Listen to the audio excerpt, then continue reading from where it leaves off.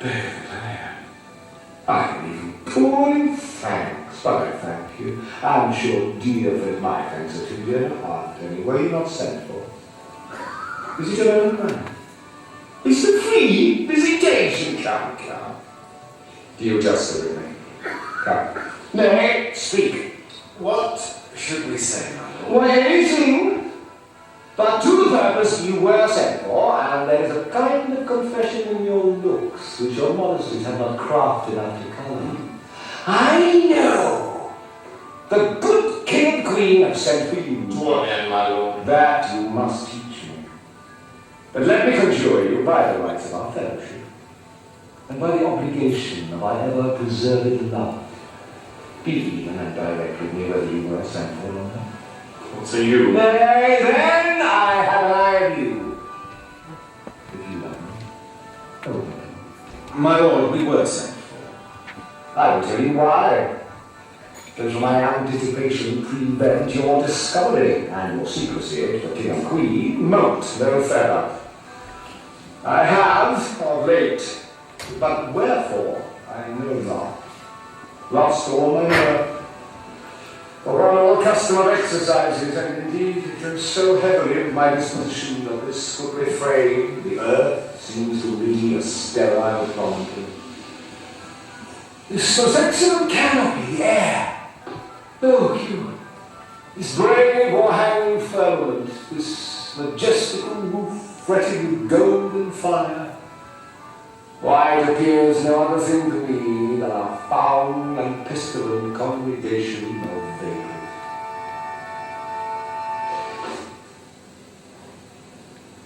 What a piece of work is a man!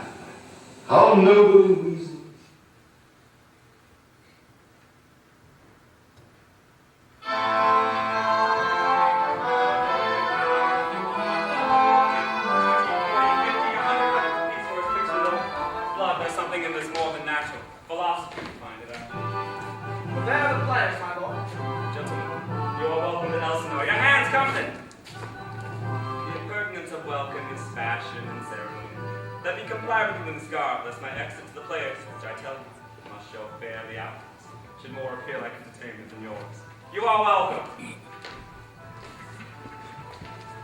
But, Madam, Father, and Uncle Mother are deceived.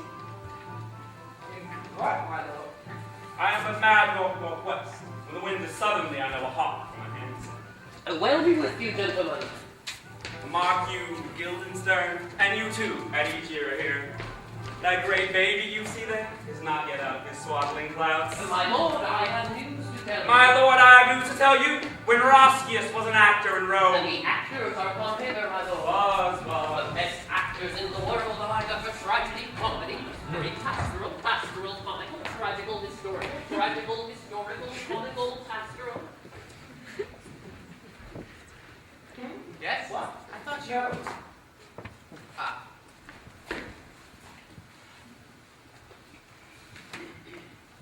I think we can say we made some headway. You think so? I think we can say that. I think we can say he made us look ridiculous. We may have played it close to the chest, of course. Question and answer always are the best ways. He was scoring off us all down the line. He caught us on the wrong foot once or twice, perhaps, but I thought we gained some ground. He murdered us. He might have had the edge. 27-3, you think he might have had the edge? He murdered us! What about our evasion? Oh, our evasions were lovely. Were you sent for, yes? My lord, we were sent for. I didn't know where to put myself. He had 6 rhetoricals. Question and answer. 27 questions he got out in 10 minutes and answered 3. I was waiting for you to delve. When is he going to start delving? I asked myself. And 2 repetitions. The leading question between us. We got his symptoms, didn't we? Half of what he said meant something else. The other half meant nothing at all. Thwarted ambition. A sense of grievance. That's my diagnosis. 6 rhetorical and 2 repetitions, leaving 19, of which we answered 15. And what did we get in return? He's depressed. Denmark's a prison, and he'd rather live in a nutshell? Some shadow play about the nature of ambition, which never got down to cases. And finally, one direct question, which might have led somewhere, and in fact led to his illuminating claim to tell a hawk from a handbag. And salt. Hand salt. And the wind is southerly. And the weather's clear. And when it's not, you can't. At the mercy of the elements. Is that southerly? It doesn't look southerly, but made you think so. Say I think so. It could be northerly for all I know. I would have thought so. Well, if you're going to be dogmatic. Wait a minute. We came from roughly south, according to a rough map. Which way did we come in? Right.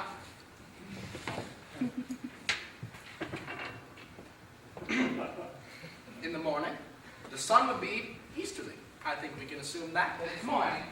Well, if it is, and the sun is down there, for instance, then that would be northerly. On the other hand, if it's not morning, and the sun is up there, then that would still be northerly. To put it another way, if you came from down there, and it's morning, the sun would be up there. And if it's really down there, then we must have come from up there. And if that's southerly, and the sun is over there, then it's the afternoon. And if none of this is the case, Why don't you go and have a look? empiricism, is that all you have to offer? You clearly have no conception of where we stand. You won't find the answer written down for you with a bowl of a compass, I can tell you that. Besides, you can never tell this far north. It's probably dark outside. I merely suggest that the position of the sun, if it is out, would give you a rough idea of the time. Alternatively, the clock, if it is going, would give you a rough idea of the position of the sun. I forget what you're trying to establish. I'm trying to establish the direction of the wind. There is no wind. Dragons? Yes. In that case, the origin. Trace it to its source, and it may give us a rough idea of where we came in, which might give us a rough idea of south for further reference. It's coming up through the floor. That can't be south, can it? That's not the direction. Lick your tongue and wave it round. No. I think you'd have to lick it.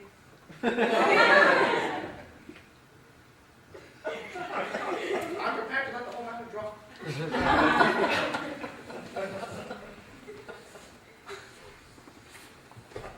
Somebody might come in. That's what we're counting on, after all. Ultimately.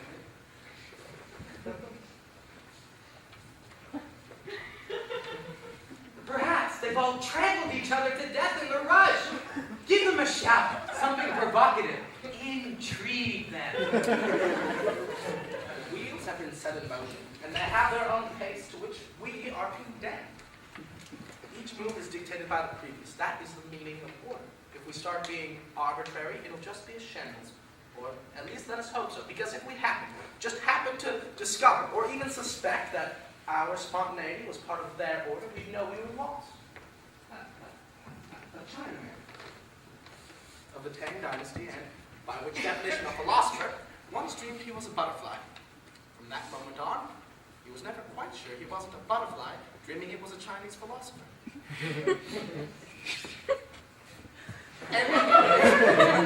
Envy him in his twofold security.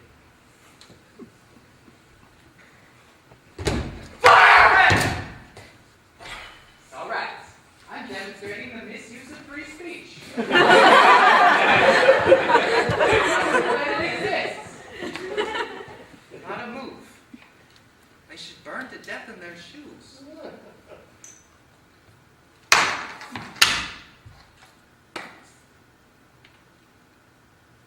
What was it? What? Heads or tails? Oh, I didn't know. Yes, you did. Oh. Did I? Quite right. It rings a bell. What's the first thing you remember happening today? I don't wish to be reminded of it. We cross our bridges when we come to them and burn them behind us. We leave nothing to show for our